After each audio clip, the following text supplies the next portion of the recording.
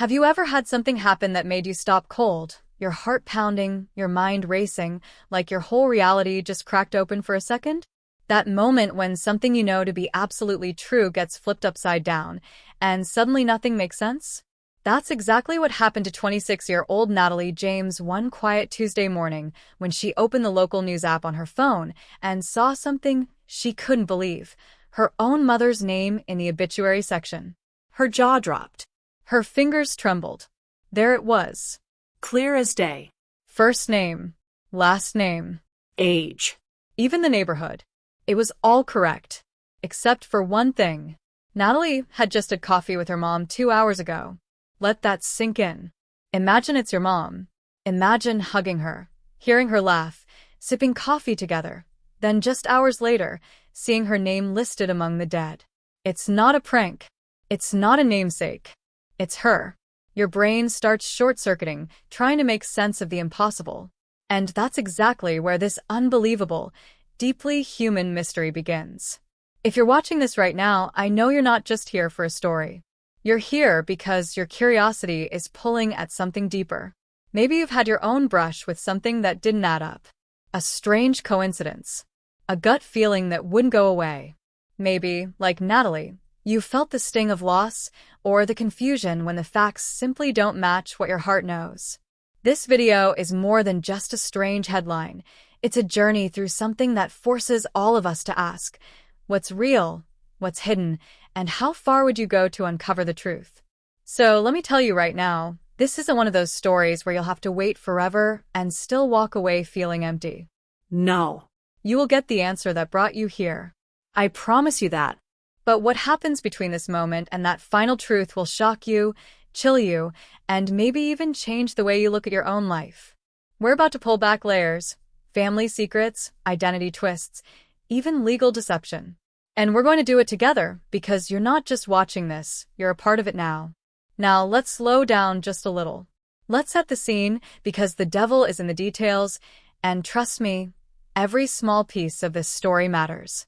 Natalie James lives in a suburb just outside of St. Louis, Missouri. A regular, tight-knit place where people still greet each other at grocery stores and kids play outside until the streetlights flicker on. Natalie is an only child. Her mother, Sharon, is a widowed school librarian who practically raised Natalie on bedtime stories and morning pancakes. The kind of mom who texts, "Are you home safe?" even when Natalie's just driving 5 miles away. In short, they're close. Best friends close. Which is why the events of that Tuesday morning hit so hard. Earlier that day, Natalie had stopped by Sharon's home for coffee, as she often did before heading into work. They talked about Natalie's upcoming vacation. Sharon reminded her to pack sunscreen. There was nothing unusual, no hint of what was about to unfold. But at 11:42 a.m., Natalie took a break at work and opened her phone to scroll through the local headlines, and that's when she saw it. Obituaries: Sharon M. James, 58, of St. Louis, passed peacefully at home surrounded by family. Natalie's eyes locked on the screen. She reread the name, The age. the address.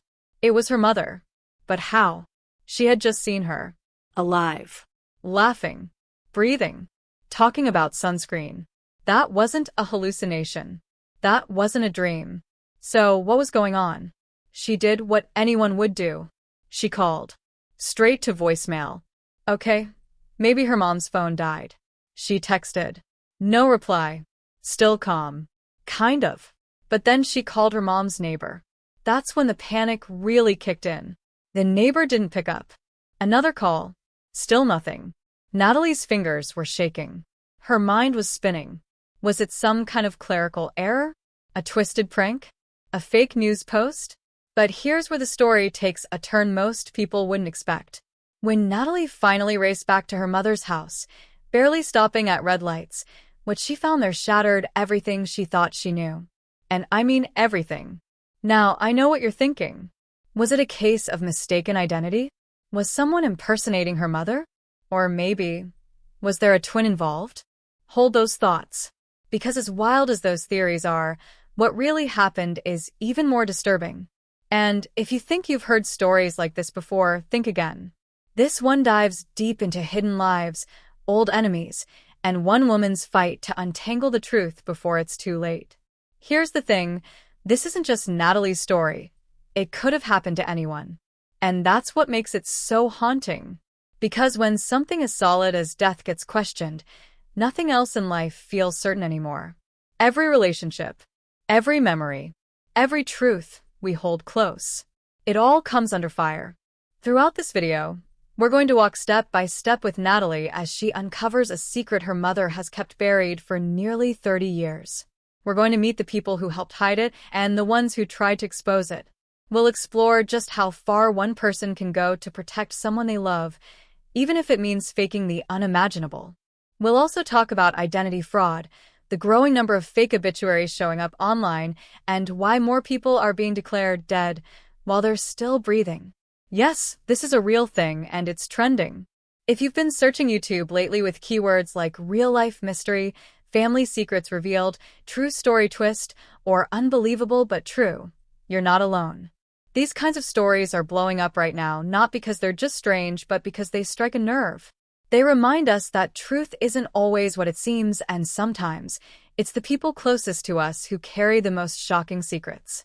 Now, I need to say this. If you're someone who believes you've got a solid grip on your family history, that you know every detail about the people you love, brace yourself. Because this story shows just how easy it is for a life to have a hidden chapter, or 10. And before the end of this video, you're going to find yourself wondering, could something like this happen in my family too? We're also going to peel back the legal side of things, how errors in death records can affect everything from bank accounts to life insurance to identity verification. And yes, there's a money trail here, a suspicious one. And when Natalie starts following it, that's when doors start slamming, people stop answering her calls, and her own safety starts to feel at risk. But before we get too far ahead, let me bring you back to that moment. Natalie's standing at her mom's front door, knocking, then banging. No answer. The blinds are shut. The car is gone. Everything feels off. And just when she's about to call 911, she hears a voice behind her. Calm. Familiar. And completely unexpected. It's her mom, alive. Breathing. Standing right there on the front porch, grocery bags in hand like nothing happened. And that's when Natalie sees it. The woman may look like her mom. She may sound like her mom. But something is wrong. Something is missing in her eyes. And the words that come out of her mouth next will send a chill through your spine. She says, "Natalie, I can explain everything, but you have to promise not to tell anyone. Not yet." And just like that, we're in. Stick with me, because what happens next will flip this story on its head. We haven't even scratched the surface yet.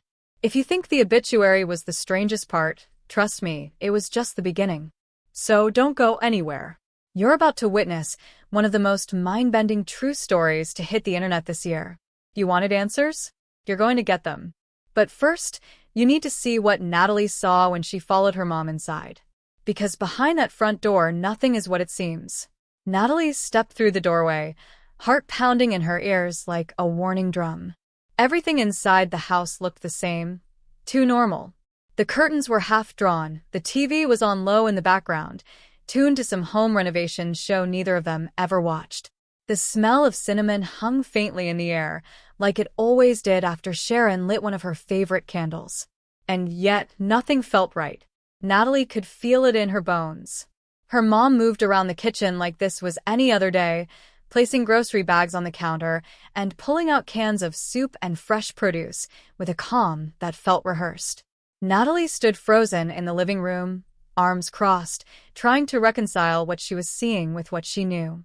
That obituary hadn't been a dream. She still had the screenshot on her phone. Still had the tight knot of dread in her stomach. Sharon finally turned, her eyes meeting Natalie's, and in that moment something flickered. Not fear. Not guilt. Something else. Like sadness buried deep beneath forced composure. Natalie had known her mother her entire life. She could read her moods better than anyone. And right now, the woman in front of her was hiding something big, so big that she didn't even know how to begin explaining it. Natalie asked again, this time more directly, why her name had appeared in the obituaries. Sharon paused, then sighed, as if she'd been waiting for this moment, and yet still didn't know how to navigate it. She said it was a mistake. A mix-up. Something to do with an old clerical error that the paper hadn't corrected in time. But Natalie wasn't buying it. Her mom's voice wavered, just enough to make Natalie's skin crawl. Over the next several minutes, Sharon deflected and danced around the topic. She offered coffee, suggested Natalie sit down, even asked about work, as if small talk could erase the fact that the world believed she was dead. The more she spoke, the clearer it became that something darker was at play. When Natalie finally brought up calling the paper to report the error, Sharon's demeanor shifted. She snapped, not loudly, but in a way that was sharp and final. She told Natalie not to contact anyone. Not the newspaper. Not the neighbors. Not even close family friends. Just leave it be, she said. It's safer that way. That's when Natalie knew this wasn't some accident. Something was very, very wrong. Over the next few days, Natalie couldn't let it go. Her mind kept spinning through possibilities. She started combing through her mother's past, texts, documents, old family albums. She even checked Sharon's bank records and mail while she was at work. Something inside her screamed that this wasn't just a glitch. It was a message. Or worse, a cover-up. The obituary had been too specific, too timely. And yet when Natalie searched the obituary again online later that night, it was gone. Deleted. No trace. She even tried archived pages, but nothing pulled up. It was like it never existed. And that's when things started to get really strange. A few days later, Natalie received a call from a number she didn't recognize. When she answered, there was a pause on the other end, then a man's voice, low and almost robotic. He asked for Sharon James by full name. When Natalie said she wasn't available, the man hung up immediately. No explanation. No follow-up. She tried calling the number back, but it was disconnected. That same night, Natalie spotted a white SUV parked across the street from her apartment building. She watched it from her living room window for nearly an hour. No one got out. No one went in. Then, just before midnight, it drove off. The next morning, it was back. Natalie's anxiety spiraled. She started to wonder if she was being followed, or if someone was watching her mom too. She confronted Sharon again, demanding to know what was going on. That's when Sharon broke down, really broke down, in a way Natalie had never seen before. Through tears, Sharon admitted that something had happened years ago, something involving her late husband, Natalie's father. But she wouldn't say what. She only insisted that Natalie stay out of it, that some truths were too dangerous to unearth. She told Natalie she'd buried the past for a reason, and now it was trying to dig its way back up. But Natalie couldn't stop. She needed answers. As she dug deeper, she started questioning more than just the obituary. She realized there were gaps in her family history. Her father, supposedly a quiet man who died of a heart attack when she was 10, had no obituary of his own. No death certificate in any public records she could access. No photos after a certain year. She also discovered that her mother had changed her last name in the early 90s, years before she ever met Natalie's father. That raised even more questions. What was she running from back then? Natalie reached out to an old family friend, her godmother Elaine, who lived 2 states away. When she mentioned the obituary, Elaine went quiet. After a long pause, she muttered something Natalie didn't expect. So, it's finally catching up with her. But when Natalie asked for more, Elaine shut down. Said she couldn't talk about it on the phone. Said she was sorry. That's when Natalie knew she was standing on the edge of something much bigger than she'd ever imagined. The more she pressed forward, the more she realized how little she actually knew about the people who raised her. Every answer led to more questions. Every conversation ended in more silence. And yet, her mother remained adamant. Don't tell anyone, don't trust anyone, and don't believe everything you see. But what choice did Natalie have?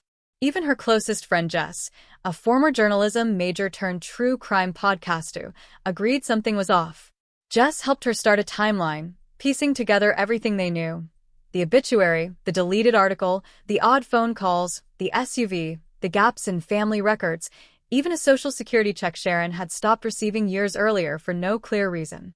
Jess suggested maybe Sharon was part of a witness protection program. Or maybe she had staged her own death for a reason in the past, and now someone believed it was real.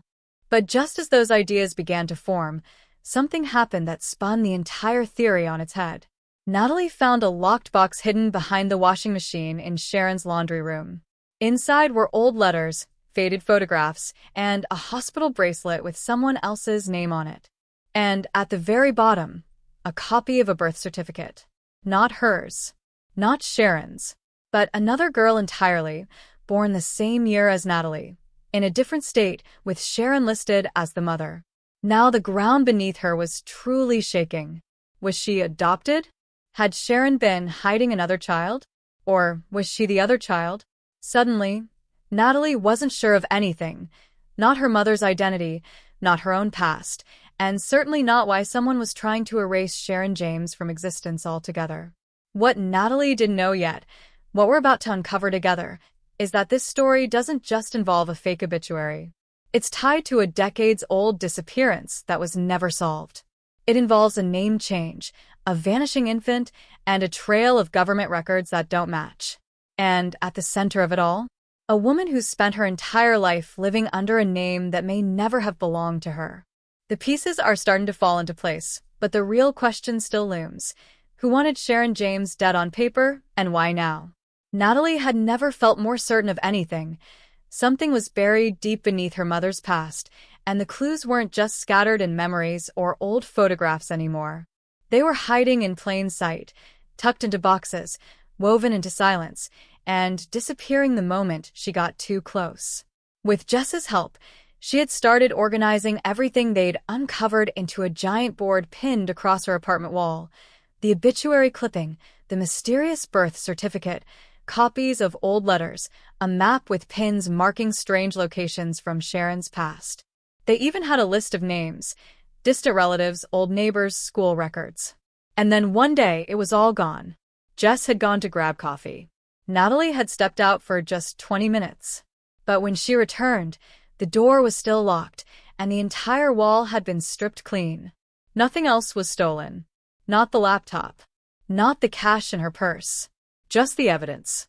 Someone had broken in and taken only what mattered. Natalie's stomach sank. This wasn't random. This wasn't paranoia. This was a message.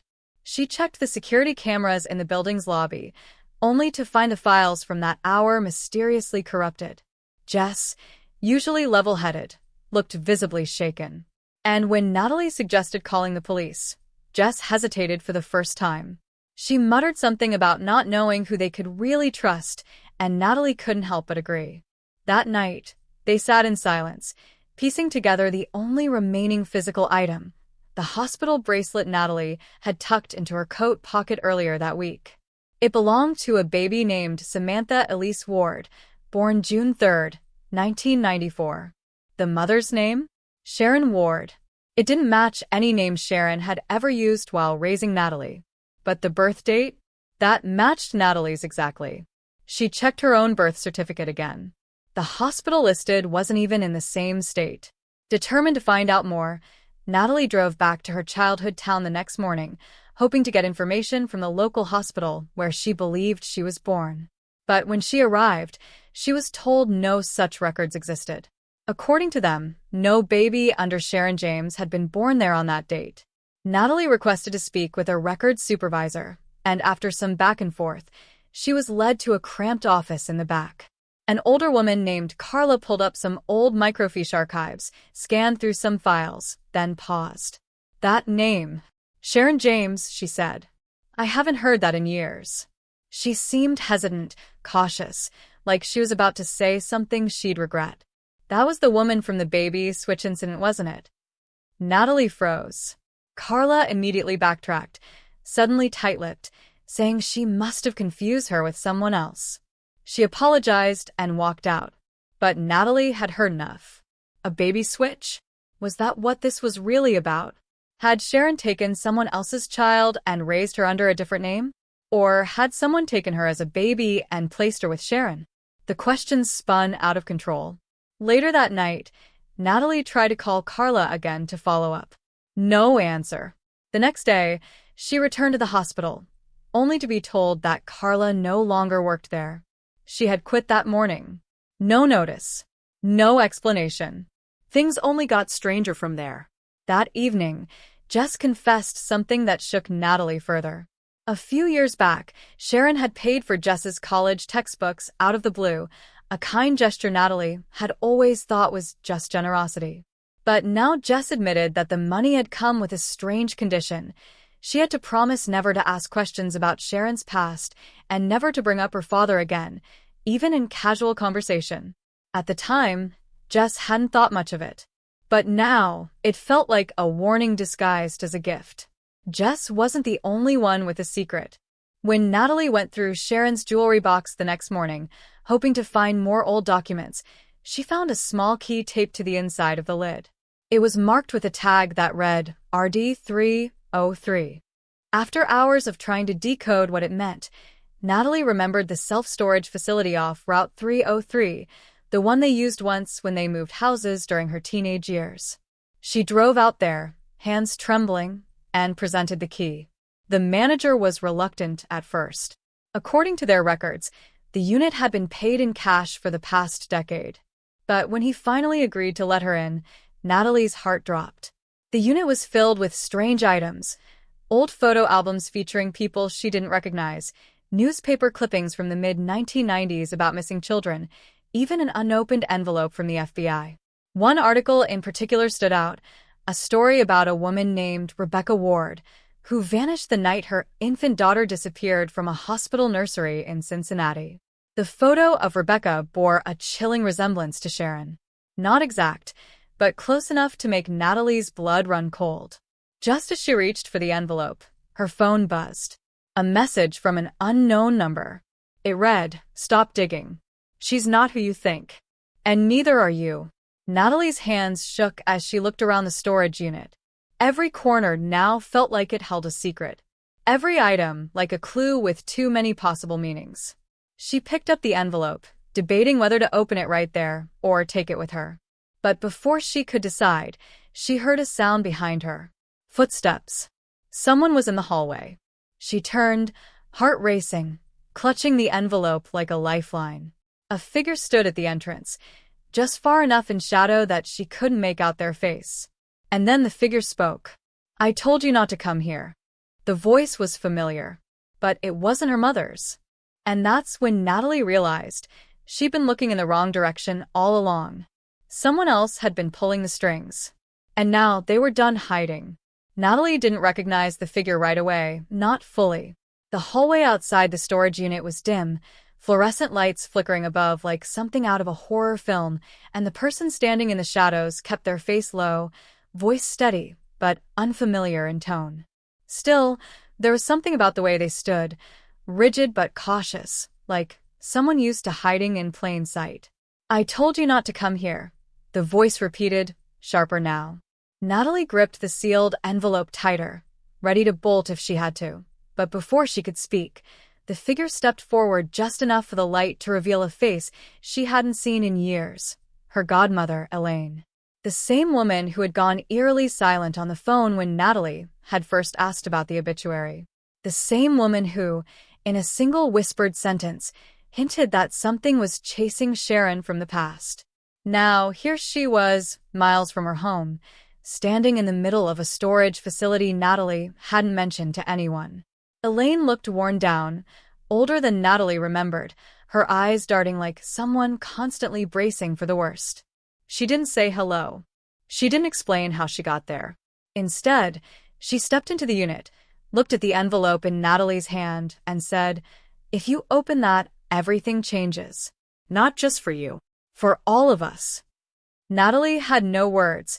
Her pulse pounded too loud in her ears to form a response, but her instinct screamed that the time for half-truths and broken explanations was over. She told Elaine about the obituary, the messages, the missing records, the name Sharon Ward, the photo of Rebecca, the disappearing hospital files, everything.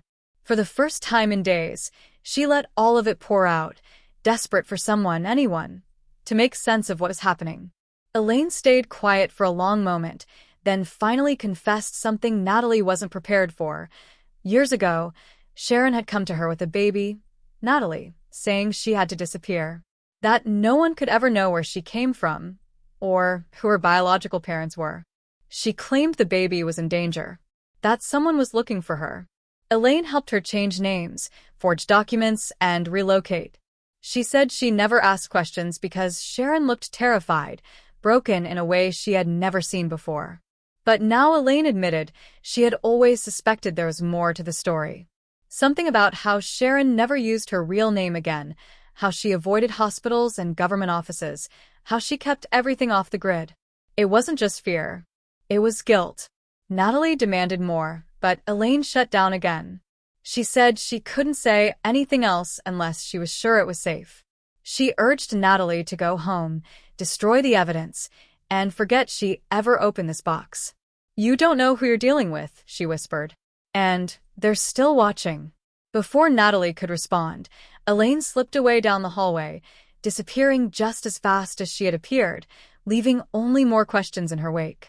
Later that night, Natalie sat in her apartment, the envelope still unopened, the walls feeling like they were closing in. Jess had come over again, trying to help her process everything. But something had shifted. Jess wasn't herself. She seemed distracted, distant, constantly checking her phone. When Natalie asked what was going on, Jess finally admitted that she had received a message too. Same blocked number. Same eerie tone. It simply read, "You're next if she doesn't stop." Jess had tried to ignore it, thinking it was just a scare tactic, but now she wasn't so sure. Natalie begged her to show the message, but Jess said it had vanished, deleted automatically, as if whoever sent it didn't want it traceable. Then, without warning, Jess dropped another bombshell. A few months back, she had applied for a job with a private security firm, just as a research assistant for one of their internal podcasting teams. But now, she suspected that job application had flagged her name in a way she didn't understand. The firm specialized in surveillance, identity tracking, and something called digital disappearance protocols. She hadn't thought anything of it until last week, when she noticed her own bank account had been frozen temporarily due to a fraud alert, even though she hadn't done anything suspicious. Now she wondered if her connection to Natalie had pulled her into something far more dangerous. That same night, while Natalie tried to find sleep, her phone buzzed with an email notification. It was from an anonymous sender, subject line, "You were never meant to exist." The body of the email had no text, just a single attachment. Natalie opened the file, her fingers trembling, and saw a scanned photo of what looked like an old hospital registry. At the top was the name Samantha Elise Ward. Mother, Rebecca Ward. Next to the baby's name, in faint red pen, was a handwritten note, "Adopted under duress. Do not release file, without federal clearance." At the bottom of the page was a set of initials, JRM. It wasn't clear who had written the note or what agency they represented, but it confirmed something Natalie had feared all along. Her life had been rewritten by someone who had no right to touch it. As Natalie stared at the screen, another realization hit her like a truck. She had seen those initials before. JRM. They had appeared in one of the letters from the storage unit, a letter dated 1995, addressed to someone named Harold Boone. The letter warned of leaks in the case, urging Harold to secure the child's identity before the courts intervened. Harold Boone, the name meant nothing to Natalie until she searched it online. The first result shocked her. A retired U.S. Marshal, known for working with witness protection. Deceased since 2011. No surviving family. But the third result? A photo of a younger Harold Boone, standing next to a woman who looked exactly like Sharon, except the photo was dated 3 years before Natalie was born. The caption didn't mention her name, but her eyes, they were unmistakable. Natalie's hands shook as she scrolled, her thoughts spinning wildly. How had her mother been connected to a U.S. Marshal before she was born? And what had Boone meant by secure the child's identity? Was Natalie placed with Sharon to protect her, or to hide her? And from whom? The pieces no longer fit. Each revelation made the picture blurrier, not clearer. Was Sharon her savior? Her captor? Or something in between? The air in the room felt heavy, like a storm was pressing against the windows. Natalie looked at Jess, who was quietly pacing the room now, murmuring to herself, her face pale. Natalie asked what was wrong, and Jess finally turned and said, "I think I know who JRM is, and, if I'm right, he's not dead. He's been living under a different name, and I think I've talked to him." Natalie didn't breathe. She couldn't. Every thread she pulled led to another trap, another truth twisted out of shape. And now, with a dead man possibly alive, a friend being followed, and a godmother appearing in the shadows with cryptic warnings, she realized the truth wasn't buried. It was chasing her. It started with a noise, soft at first, distant enough to write off as city traffic or a neighbor slamming a car door. But as Natalie sat on her couch, eyes locked on the screen still showing the registry with her supposed name, her mind buzzed too loudly to ignore the pattern. 3 knocks. A pause. Then 2 more. Slow. Measured. Deliberate. It didn't feel like someone simply delivering a package or trying to sell solar panels. No voice called out from a hallway. No footsteps retreated. Just silence. And that silence settled into her chest like ice.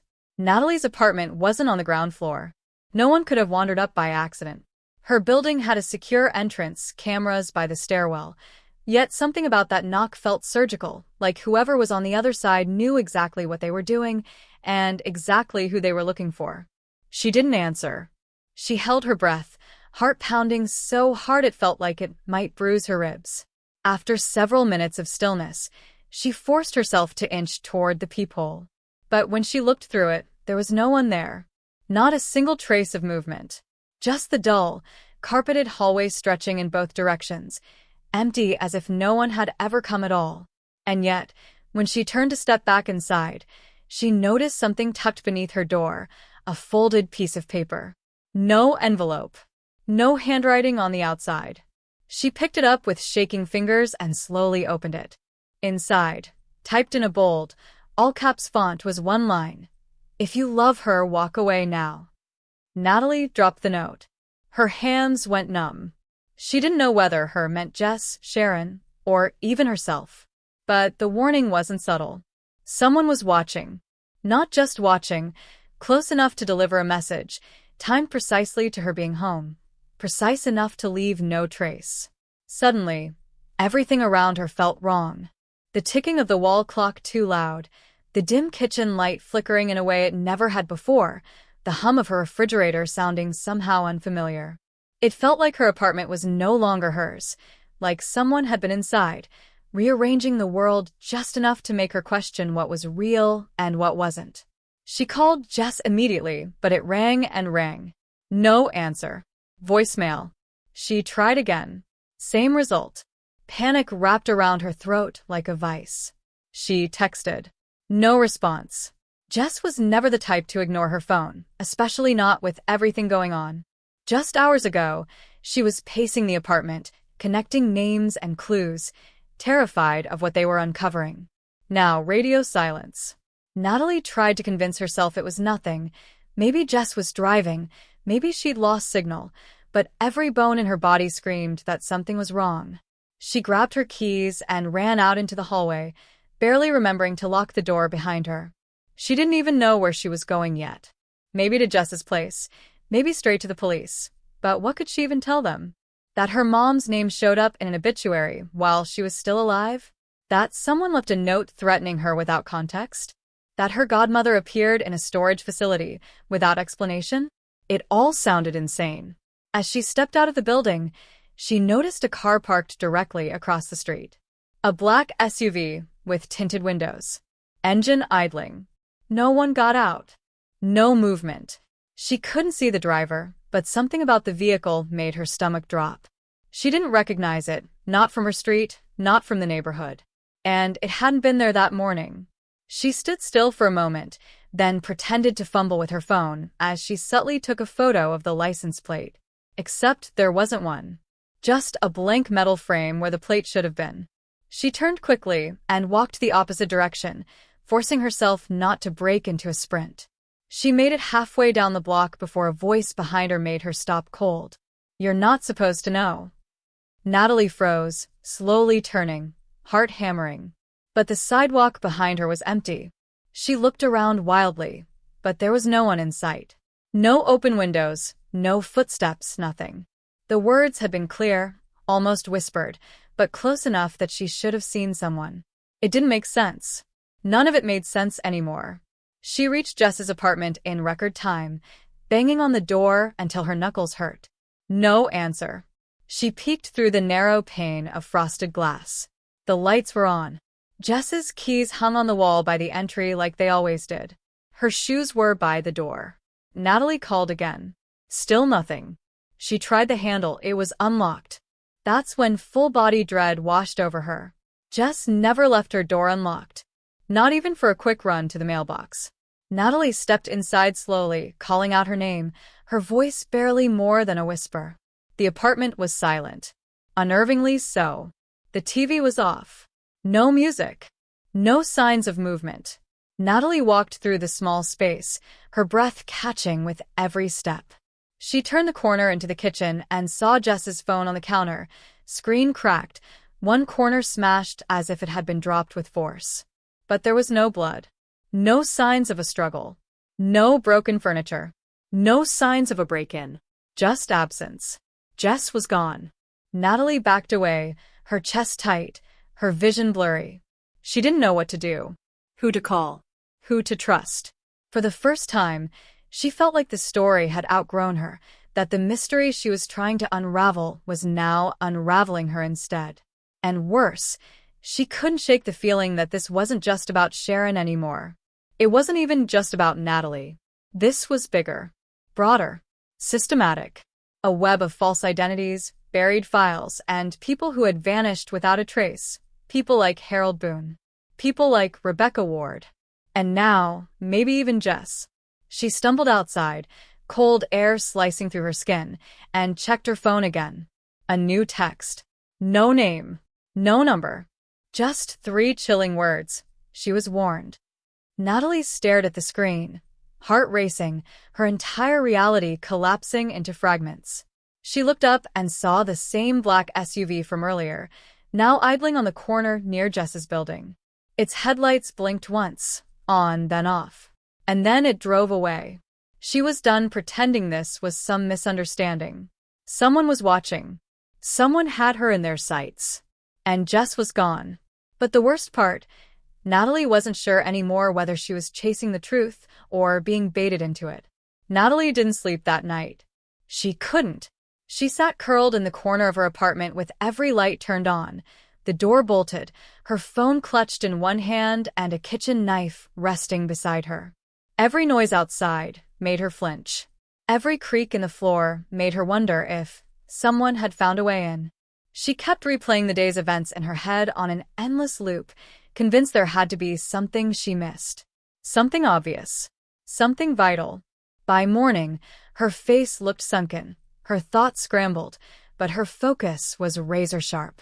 She knew what she had to do. She had to go back to the beginning, the obituary. The records office was closed, and the funeral home had stopped returning her calls, but she still had a printed copy of the obituary. She scanned every word like a detective looking for a fingerprint. That's when she saw it. A single sentence she'd glossed over the first time.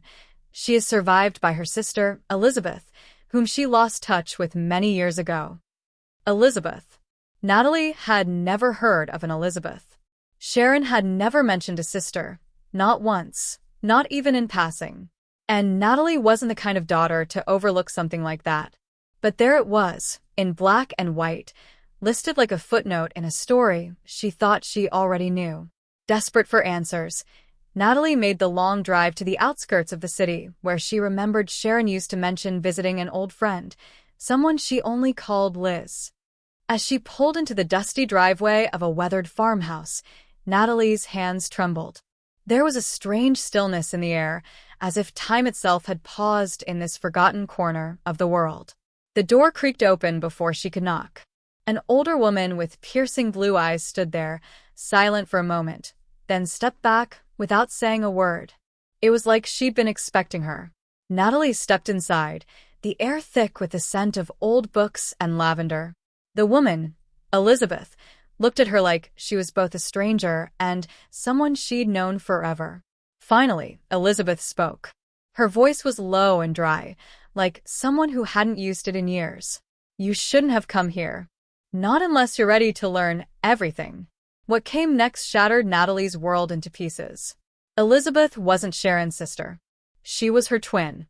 Identical, born minutes apart, raised together, and separated by something that Natalie could hardly believe at first, an underground program in the late 70s that quietly studied the psychological effects of twin separation and identity swapping. It was experimental, Secret.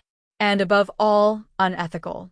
According to Elizabeth, Sharon had agreed to participate as a teenager, pressured by people who promised her education, money, a better life. But what neither twin knew at the time was how far the experiment would go, or that it would follow them into adulthood. The obituary Natalie had seen? It wasn't Sharon's at all. It was Elizabeth's. Except, Elizabeth wasn't dead. She had faked her death.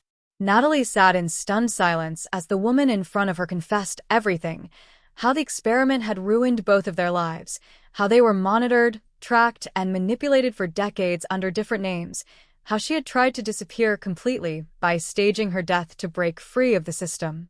Sharon, the mother Natalie knew and loved, had stayed behind, trapped in the life they'd assigned her. Elizabeth's death had been a message to Sharon, a signal to meet her again, one last time, but someone else had intercepted it. And that's when everything Natalie thought she knew shifted. Because the note slipped under her door, the black SUV, the voice that whispered, "You're not supposed to know." It wasn't a warning from a stranger. It was a warning from someone protecting the system. The very same system that created Sharon and Elizabeth's split in the first place. But here's the kicker. The name Natalie had seen pop up repeatedly in Jess's investigation. The name tied to the storage unit's lease, to financial transfers, to archival records dating back decades. It wasn't Elizabeth's. It was Natalie's. Not her mother. Not Elizabeth. Natalie's. She had been enrolled in the system long before she could even speak. She had always been part of the story.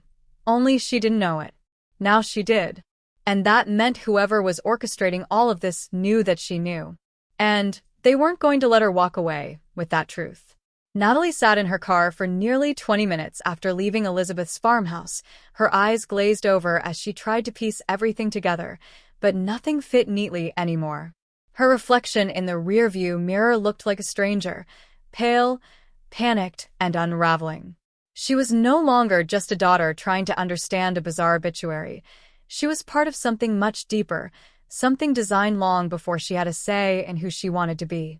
But the moment that shattered her already fractured sense of reality came when she opened her phone and saw a single text message. No number, no name, just 5 words that stopped her breath cold. "Ask your father. He knows." Her father. Natalie hadn't spoken to him in years. He and Sharon had split when she was barely in high school, and Natalie had taken her mother's side without hesitation. Sharon had always said her father was selfish, secretive, and dangerously persuasive, but she'd never explained exactly why. Now, the idea that he might have been involved all along clawed at her stomach like poison. Still, she had no choice. She drove across town, heart pounding harder with every block she passed, until she pulled up in front of the small suburban house her father had downsized into after the divorce. He was outside watering a dying shrub when he saw her and froze, like he was seeing a ghost.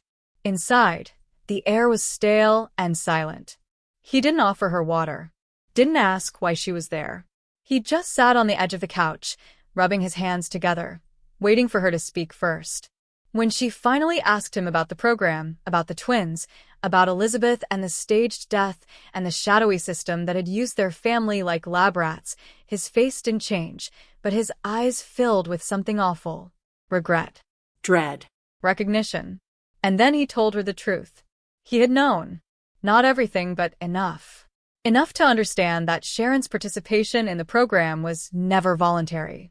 Enough to know she tried to escape it by marrying someone outside the network. Enough to know that when Sharon became pregnant with Natalie, the system came knocking again.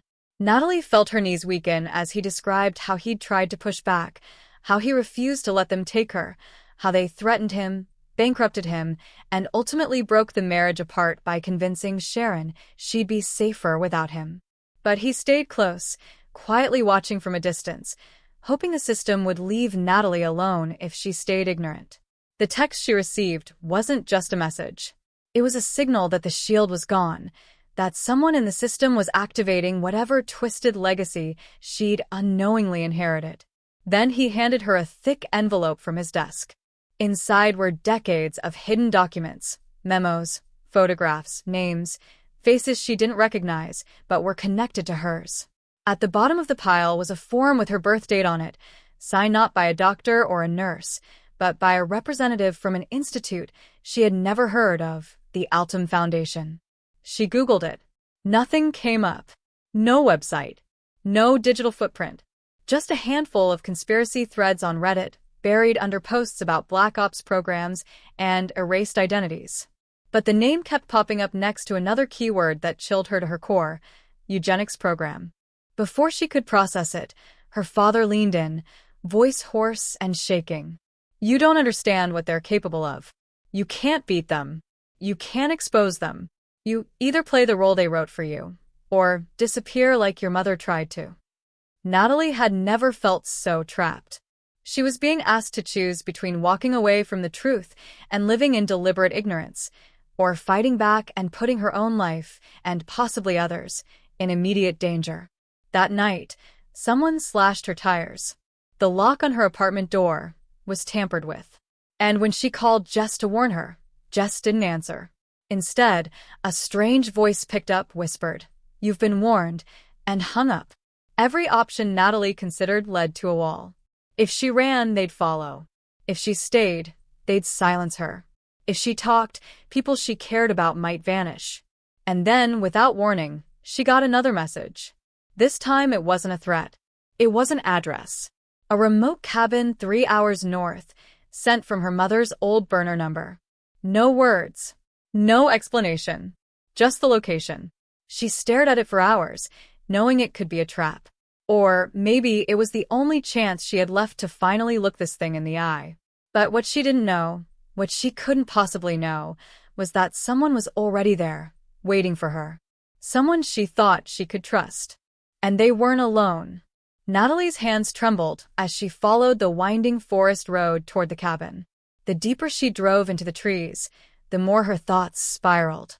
She barely noticed the reception drop from her phone or the fact that her GPS froze miles back. None of that mattered anymore. She had crossed every line, ignored every warning, and now she was heading straight into what could either be salvation or the final trap. The moment her tires crunched onto the gravel lot in front of the rundown structure, something inside her snapped into high alert. A second car was parked to the side, partially hidden beneath a tarp, and she recognized it instantly. It was Jess's. Panic surged through her. She rushed to the door, ignoring every instinct telling her to stop. It was unlocked. The smell of damp wood and old ash hit her first, followed by the echo of a floorboard creaking inside. "Jess," she called out, barely above a whisper, but the only answer was silence. She stepped deeper inside, heart pounding, and that's when she saw her. Jess was tied to a chair in the corner, duct tape across her mouth, her eyes wide with terror. Natalie rushed forward to untie her, but before her fingers could reach the knot, a voice sliced through the room like a knife. "I wouldn't do that if I were you." Natalie turned, and her blood went cold. Elizabeth. But this wasn't the soft-spoken, mournful woman from the farmhouse. This version was different, calculating, cold, and armed with a small pistol that looked far too comfortable in her hand. "You were supposed to let this go," Elizabeth said, stepping forward. "You were supposed to walk away, like everyone else. But you kept digging." Natalie was frozen.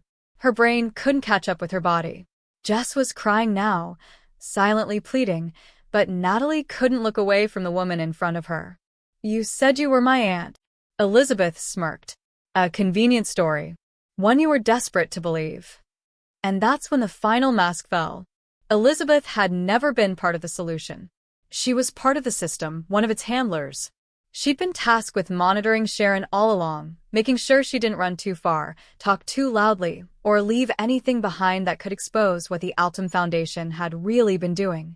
Her presence in Natalie's life wasn't a coincidence. It had been calculated, controlled. Natalie had been funneled into this moment from the start. Even the obituary, the burned photo, the threats, all pieces of a psychological maze designed to gauge her response, test her instincts, push her into showing how much of her mother's blood still ran through her veins. "You think this is about you?" Elizabeth said, her voice rising with contempt. "You were one of hundreds. They selected entire families, monitored them, changed records, shifted identities. It's a control study, Natalie. Behavioral analysis on a national scale. Do you really think your mother was the only one trying to disappear?" Suddenly, Jess let out a muffled scream, and Natalie turned just in time to see someone else step into the doorway behind her. Her father. He wasn't tied up. He wasn't bruised. He looked composed. "Come." And then Natalie saw the matching Altum symbol on his wrist, the same one she had spotted in the old files. It wasn't just betrayal. It was devastation. He had never been protecting her. He had been steering her, guiding her back into the system whenever she strayed too far. "I told you not to dig," he said softly, stepping past her. "You were safer not knowing." Natalie felt the room closing in. Her breath came in shallow gasps. Jess was sobbing now, twisting against the ropes, and Elizabeth looked ready to end the entire standoff with a single twitch of her finger. "You were born for this," Elizabeth added, her voice ice cold. "You're not just a subject. You're the next phase." Natalie had no idea what that meant, but before she could ask, a sound outside interrupted the moment. A metallic screech, like another car grinding against the gravel. Elizabeth turned to check the window, and in that split second, Natalie lunged forward, grabbing the closest object she could find, a fire poker by the old stove. Chaos erupted. Shouts. The crash of broken wood. Jess screaming behind the duct tape. And as Natalie ducked behind a beam for cover, she realized she didn't know who had just arrived outside, but if they were part of this operation, her time was almost up. There was no more pretending, no more hoping it would make sense. The conspiracy wasn't just deep, it was national, systemic, and old enough to have its roots buried in the very agencies people still trusted. The Altum Foundation wasn't a foundation at all. It was a cover, one of many operating under the radar through clinical trials, psychiatric evaluations, DNA databases, and orphanage adoptions. They had shaped generations without ever being named, tracked movement under the guise of census surveys, tested obedience through medical records. And Natalie was their legacy experiment. Now she had to decide, give in, let them write her ending for her, or fight her way out and expose the truth, even if no one believed her. But as she reached for Jess, who was finally free from her restraints, another voice came from the cabin door, a familiar one Natalie hadn't heard in years. And when she turned around, her heart nearly stopped. It was her mother. Alive. And carrying a gun. Natalie couldn't speak. She couldn't breathe. Her mother, Sharon, stood in the doorway like a ghost ripped from a dream, older, worn, her once bright eyes now shadowed by years of hiding. She didn't speak at first. She simply stepped into the cabin, her hand steady on the weapon, sweeping the room in a controlled motion like she'd done it before. Elizabeth froze. Even Natalie's father, whatever he truly was, looked rattled for the first time. The silence was deafening. And then Sharon spoke, her voice sharp but cracked at the edges. "I warned you. Years ago. I warned you what would happen if you came after her." The words hit harder than any bullet could. Elizabeth took a slow step back, calculating, still holding her ground. "You vanished," she said, her tone cool. "You were erased. How are you even?" "I was erased because I knew too much." "But I didn't die," Sharon replied, never lowering the weapon. "I made sure she wouldn't grow up under your thumb.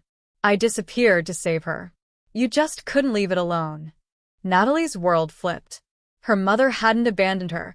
She had run from a machine so large and so terrifying that faking her death was the only way out. It wasn't some tragic accident. It had been an extraction, a cover-up orchestrated by the very people who were now standing in this room, pretending they were trying to help. The whispers, the missing files, the fake death certificate, all of it had been a lie. A weaponized story meant to make Natalie doubt herself just long enough to bring her back under control. "Put it down, Sharon," Elizabeth warned, inching her way toward the fireplace. "You won't shoot me. You never could." "You're right," Sharon said, lowering the gun slightly. "I won't, but Natalie would." In one fluid motion, Natalie grabbed the fire poker again, the one she had dropped when chaos first erupted. Elizabeth, thinking the danger had passed, didn't react in time. Natalie struck her hard across the wrist, the gun clattering to the floor. Sharon moved instantly, pinning Elizabeth to the ground with a knee to her chest and locking her arm behind her back. Natalie turned toward her father, who hadn't moved, his face pale. "You've been part of this from the start," she said. Why? His eyes dropped to the floor, the same way they used to when he couldn't explain why he missed her school events or refused to talk about Sharon's death. "I was assigned to her," he said finally. "It was never supposed to go this far. I didn't know they'd hurt her." Natalie stepped closer, her voice rising, raw with pain. "You raised me.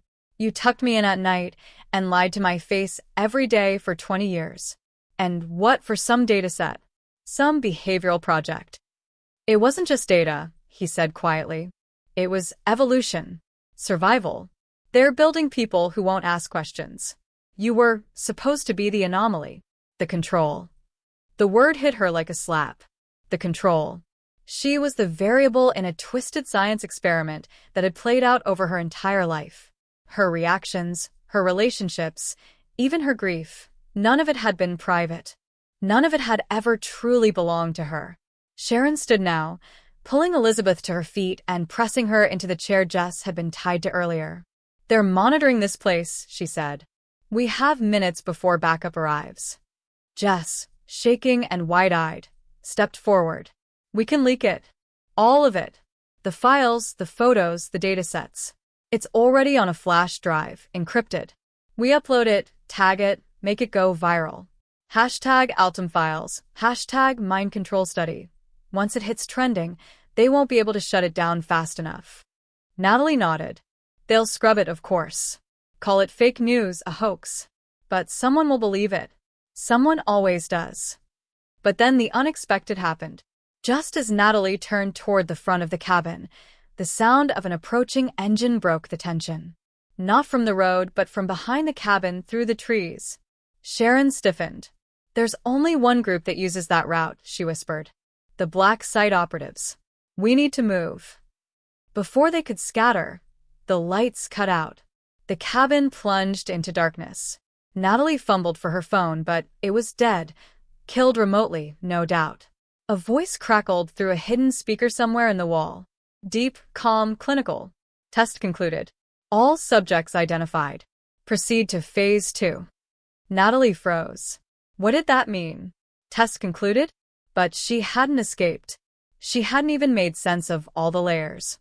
Sharon looked toward the ceiling like she knew exactly what had just happened. "They never cared about stopping you," she said, her voice hollow. "They wanted to see how far you'd go, what you'd sacrifice, who you'd choose to protect." Natalie's breath caught. This was the final test. Her whole journey hadn't been a break from the system. It had been a simulation within it. Even Sharon's return, her betrayal by her father, the unraveling, it was all monitored, all observed, not to suppress her, but to validate her. She wasn't the anomaly anymore. She was the prototype. And that was the real twist. The entire story had been shaped to see if one person, pushed to the edge, stripped of truth, family, identity, could still rise. Not to expose the conspiracy, but to lead it. Natalie stared into the shadows as the cabin doors burst open and figures in tactical gear flooded the room. Somewhere, miles away, a screen lit up in a sterile white room. A man in a suit leaned forward and said to no one in particular. She passed. And the screen went dark. They found her 2 days later, sitting on a bench outside the old greenhouse where it had all started. The facility had been abandoned for years, overgrown with ivy and silence, but something about it had drawn Natalie back there, like a circle finally closing. The tactical team that had stormed the cabin had taken Elizabeth and her father without incident, though it was clear from the look in their eyes that they'd never faced trial in any court. Jess had vanished in the chaos, the encrypted drive slipping out of Natalie's bag at some point, but fragments of its content had already made their way online. Threads on Reddit, videos on TikTok, even a trending topic on YouTube, #Project Altum, began popping up like digital breadcrumbs, each one a crack in the concrete wall that had once sealed the truth. Of course, the government issued statements denying it all. Conspiracy theorists flooded the comments, fact-checkers tried to mop up the mess, and mainstream news outlets played it safe, labeling it unconfirmed. But something had changed. People were asking questions now. Real ones. Natalie had been questioned, studied, and then quietly released. No charges, no explanations, just a warning in the form of silence. They knew who she was. And more importantly, she knew who she was. The surveillance had stopped, at least the kind she could feel. No more shadow cars on back roads, no more cryptic emails or strangers who knew too much. Still, she never quite felt free. The knowledge sat in her like a heavy stone, what they did to her, what they used her for. She'd been bred for control, shaped by lies, loved by people whose faces were masks. And yet, she had made choices, real ones. She chose to fight. She chose truth over comfort, even if the truth never made it into headlines or history books. The final message came a week later, delivered through a disposable phone that vibrated once and displayed a single sentence. "You're not alone. Phase 2 is everywhere." Then the screen went black and the phone burned out in her hand. Literally, a chemical meltdown designed to leave no trace. Natalie sat there for a long time, the metal charred into her skin, wondering what the message meant. Was it a threat? A warning? Or something else entirely? Were there others like her, other anomalies who had resisted programming, people waking up in a world that wanted them docile? She didn't know. And maybe that was the point. A year passed. Natalie never went back to her old life. She traveled under aliases, working in community centers, teaching self-defense to women, mentoring kids who reminded her of the confused, watchful girl she once was. Sometimes, she'd feel a pair of eyes watching her from across a room, or someone on a subway would hold her gaze too long before disappearing into the crowd. But they never approached. It was always just enough to remind her she was still part of something much bigger, something that hadn't ended with one leaked drive or one intercepted experiment. On a cold November morning, she returned to the cabin one last time. The place had been gutted, burned from the inside out like someone had wanted every piece of it erased. But the ground still remembered. Beneath the ash, under the floorboards, she found it, her mother's locket, the one she used to wear every day. Inside it was a photo. Natalie as a baby, held in her mother's arms, surrounded by strangers she didn't recognize but whose faces she now knew had shaped her destiny. Scrawled behind the photo, in a hand she hadn't seen in decades, were 5 words. "They built you to lead." She stood there for a long time, the wind cutting through the hollow trees, thinking about what it meant to lead. It wasn't power or revenge. It was the courage to question the narrative, to keep asking when silence would be safer. She wasn't a soldier or a spy. She was a survivor, a witness. And maybe that was what scared them the most. As she turned to leave, a child's voice echoed faintly in the distance, like a memory barely out of reach. She paused, listening. Then it was gone. Maybe it was just the wind, or maybe it was a whisper from the past, a reminder that the story wasn't over. She walked away from the cabin, the locket warm in her hand, not looking back, because now the whole world was watching.